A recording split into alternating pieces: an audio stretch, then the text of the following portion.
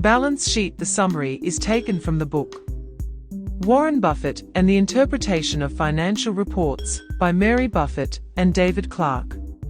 Let's see how Warren uses the balance sheet and its categories to identify a durable competitive advantage company. We start with the assets. There are two distinct groups, current assets and others. Let's go down the document created to clarify each category. Assets. Here we will find what Warren calls the goodies, usually in the order that they can be made into cash if required. Next we see cash and cash equivalents. This is the gold, the pile of loot owned by the company. The key here is to see if it's consistently creating positive cash flow year after year with a 10-year test. Cash is blood. Inventory.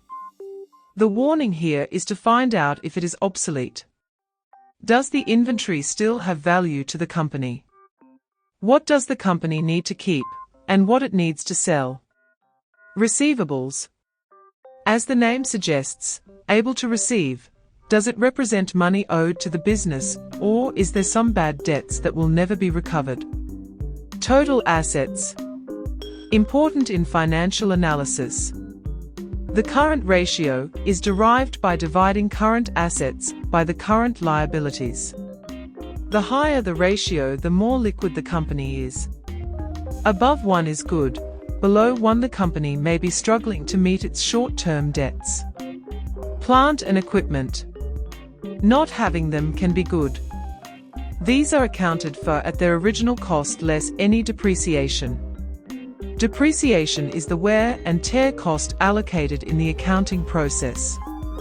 Not having to constantly updating the plant and equipment is an advantage to any business. A DCA company would have such a strong cash flow it can afford to upgrade its plant and equipment without any debt. Cash is blood. Equates to constant profit. Not having to keep up with the competition as your manufacturing costs are minimal. Goodwill. Is this constantly increasing? Check the 10-year test. If it is a DCA, this will be constantly increasing. Intangibles. These are assets that you can't physically touch, such as patents, copyrights, trademarks and brand names. These assets are carried at their fair value. Go beyond the numbers and look for real value here. Long-term investments. We are looking for true investment values. Looking for small money out for big money in, with a constant cash flow. These assets are carried on the balance sheet at their cost or market price, showing the management's thinking and how they are using the cash flow. For example, do they buy other DCA companies? Using their retained earnings wisely. Cash is blood. The more blood flowing in than out, the better. Return on assets. More can be less over the long term. The total assets determines how efficient the company is in putting its assets to work. Short-term debt can kill. This is money owed and due within 1 year. There is a warning here: if you borrow short-term, pay back within 1 year. Borrow short-term and lending long. Sounds good until the debt for the short-term overrides the interest of the long-term lend. Be aware this is a dangerous strategy, as it can lead to a financial disaster over the long term. Long-term debt, when coming due within the current year, can cause trouble in a cash flow crisis period.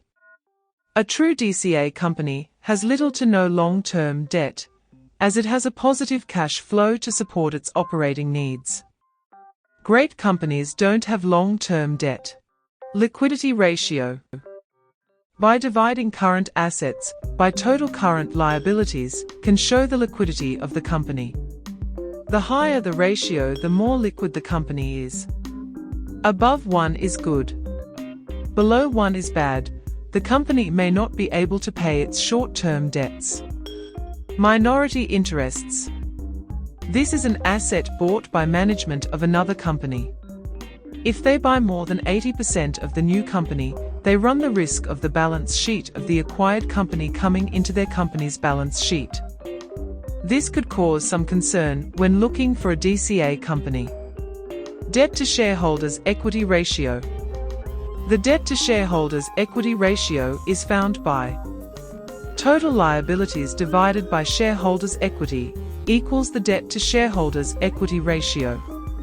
This shows if the company is growing through debt or equity.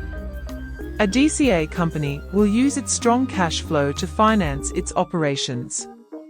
Anytime we see the ratio below 0.80, there is a good chance we have found a DCA company. A DCA company will often use its equity and retained earnings to buy back its own stock. Preferred stock. When a company raises money selling preferred and common stock to the public, it never has to pay it back. Common stock shareholders are the owners of the company. They have the right to elect board members and receive dividends if the directors vote to do so.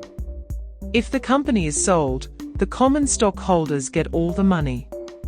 Preferred stockholders don't have voting rights, but they have the rights before common stockholders to a fixed dividend. A DCA company tend not to have any, because they don't have any debt. Retained earnings. These are the secret to getting rich. Because any profit can be paid as a dividend to the shareholders, or plowed back into the company to support its operations and growth. Cash is blood.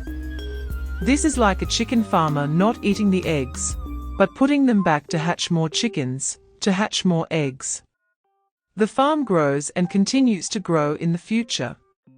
The retained earnings is an indicator that we have a DCA company in our sights. The question is, what are they doing with the positive cash flow? Shareholders' equity. Shareholders' equity is equal to the total assets minus the total liabilities. Shareholders' equity comes from three sources. Number 1. Capital raised by selling preferred and common stock. Number 2. Any further sale of preferred or common stock to the public. Number 3. The accumulation of the retained earnings. The calculation of the net earnings divided by the shareholders' equity equals the return on shareholders' equity. High returns show that the management are using the cash flow wisely, and we may have a DCA company in sight. High return means come and play, and low returns on shareholders' equity means stay away. Assets minus liabilities equals shareholders' equity, showing the worth of the company at a point in time. Balance sheet. The summary acknowledges Mary Buffett and David Clark for the awesome book, Warren Buffett and the Interpretation of Financial Reports. We recommend you get a copy to gain the insights of Warren's business thinking. Thank you for watching to the end. Click the link below and come on inside now.